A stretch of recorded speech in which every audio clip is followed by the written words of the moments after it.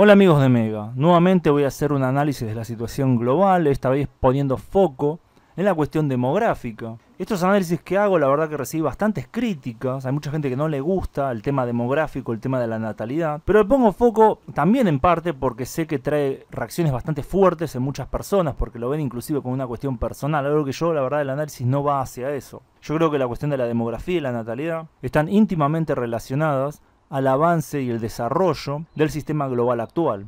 Así que me parece además que es un tema que en general no se toca muy por arriba, y sin embargo es fundamental para entender cómo afecta localmente este sistema global. Así que bueno, como muchas personas venían diciendo, muchos expertos estaban prediciendo, finalmente ya empiezan a llegar los números de que la crisis del año pasado, bueno, que tiene muchas aristas, no solo una, pero bueno, lo voy a decir así, la crisis del año pasado, ya tuvo consecuencias demográficas bastante grandes en muchas partes del mundo y especialmente en las zonas más desarrolladas, que eran lo que las predicciones y específicamente también mi análisis señalaba.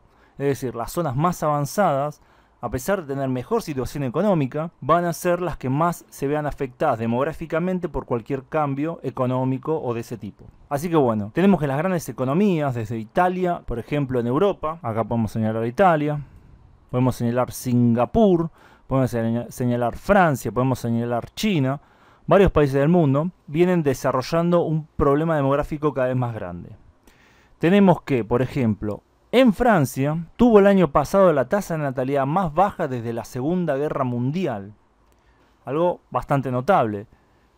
Notable también lo de China, donde las autoridades recibieron 15% menos de inscripciones de bebés. 15% menos por el año pasado, ¿no? Nada más. Que ya China venía teniendo un problema demográfico fuertísimo. Francia no tan fuerte en ese caso, entonces podemos decir, bueno, no es tan fuerte, pero también porque Francia recurrió hace rato a la inmigración masiva para levantar la cuestión demográfica. Después tenemos otros lados, bueno, Italia es un caso muy particular. Tenemos que los nacimientos en 15 ciudades del país se desplomaron un 22% en diciembre, es decir, 9 meses después de que empezó el tema de la pandemia. Ya casi instantáneamente fue el impacto que tuvo la crisis del año pasado en la demografía y en la natalidad. Después tenemos también Japón, donde en 2020 también se registró la menor cantidad de bebés nacidos desde siempre, desde que se tiene registro en Japón de la cuestión de los nacimientos. El año pasado fue el año donde menos bebés se registraron. Y un caso muy particular es el caso de, como ven, no es Europa solamente los que es golpeada por la cuestión demográfica, sino también el este de Asia, los países más desarrollados. Como dije previamente, lo que sería, a ver si se puede señalar acá, Singapur, no sé si se ve bien con este color, Japón acabamos de decir, China y Taiwán. Taiwán es un país que también hay que tener en cuenta, donde la tasa de fertilidad cayó por debajo de un hijo por mujer por primera vez en toda la historia. Me parece que desde que se tiene registro de estas cuestiones, tendría que buscar bien si hay algún otro caso donde la tasa de natalidad, la tasa de fertilidad se haya desplomado de esta manera. Entonces, Taiwán tiene menos, las mujeres de Taiwán tienen menos de un hijo en general, si hacemos el promedio general de los nacimientos. Algo increíble, ¿no? Si vamos a la cuestión del caso, bueno, como dijimos previamente en los otros videos, es insostenible la población con menos de 2, algo hijos por mujer. Ya cuando estamos hablando de menos de un hijo por mujer, es mucho más insostenible. Entonces, o necesariamente hacen un cambio hacia la automatización y demás de la cuestión económica, o traen inmigrantes, o aceptan las consecuencias económicas que trae aparejado esa caída demográfica tan grande.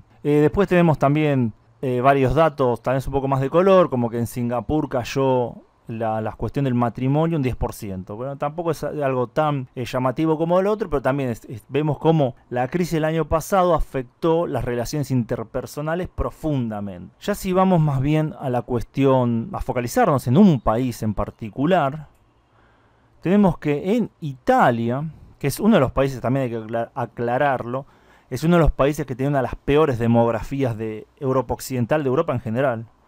Y esta cuestión de la crisis del año pasado lo exacerbó muchísimo más. Sabemos que esa crisis afectó bastante el norte de Italia en primer lugar, donde afectó a la gente mayor.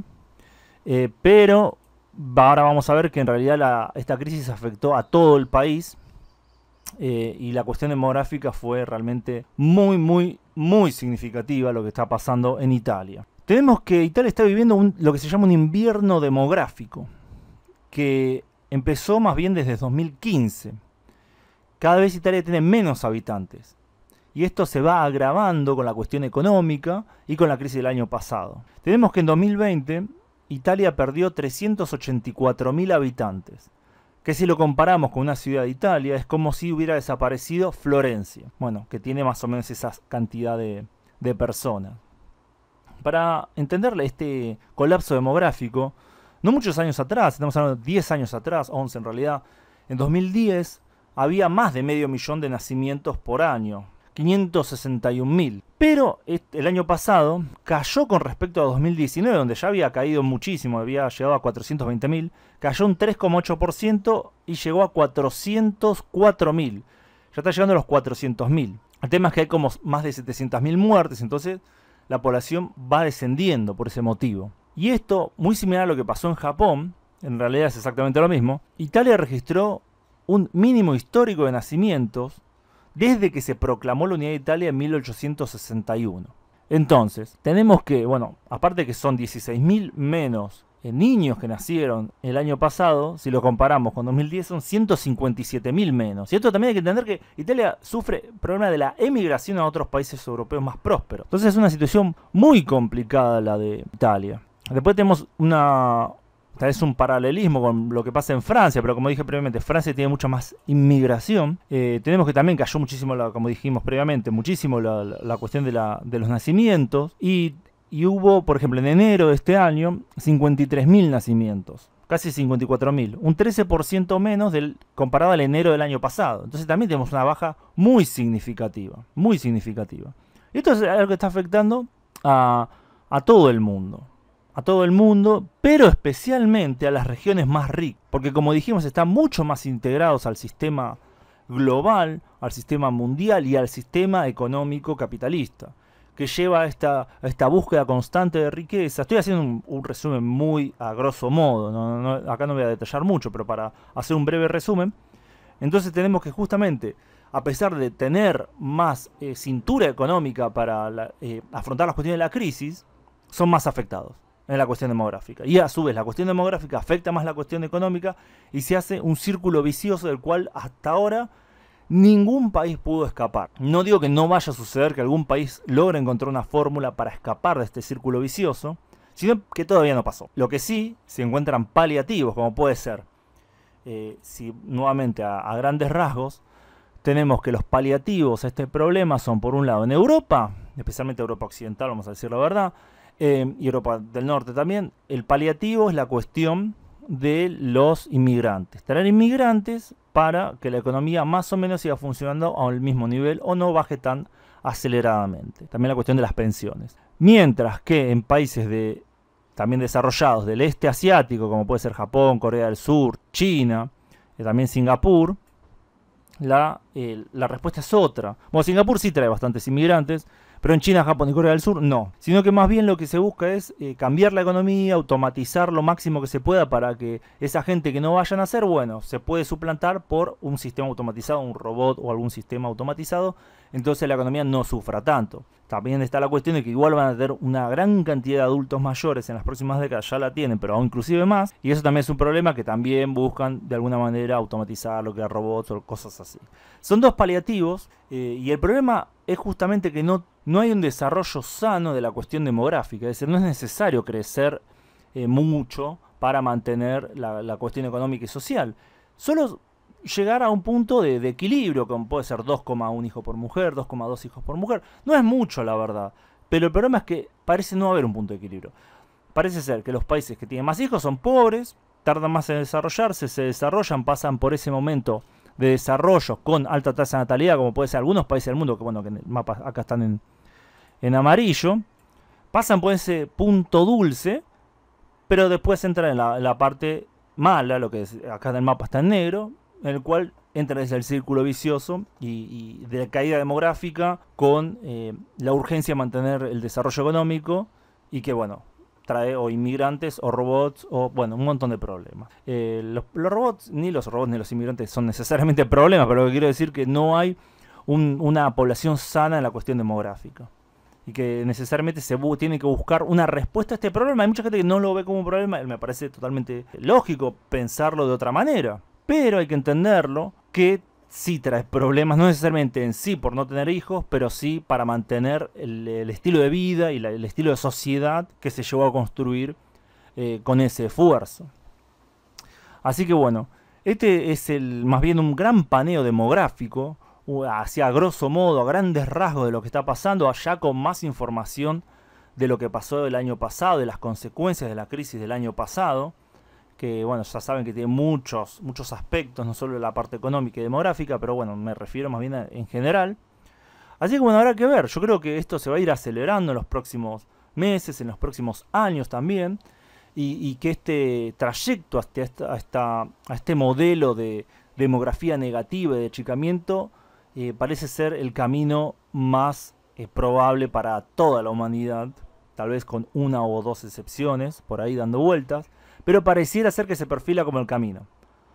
Puede ser que haya un volantazo, puede ser que haya un cambio grande, puede ser, obviamente nada está escrito en piedra, pero si no cambia la situación de alguna manera así impredecible, sin duda alguna, no va a ser solo Europa, Estados Unidos y el este asiático que van a entrar en este invierno demográfico, sino muchas más zonas del mundo, como podemos ver que ya entró Colombia, Brasil, Uruguay, Chile, ya entraron a este invierno demográfico también por su cuenta, que no son países tampoco muy desarrollados, pero sí tienen ya la mentalidad más cercana a lo que pueden ser las expectativas del primer mundo. Así que no es necesario tampoco que se desarrollen las fuerzas productivas en sí, sino más bien un cambio de mentalidad y psicológico ya para entrar en este invierno demográfico.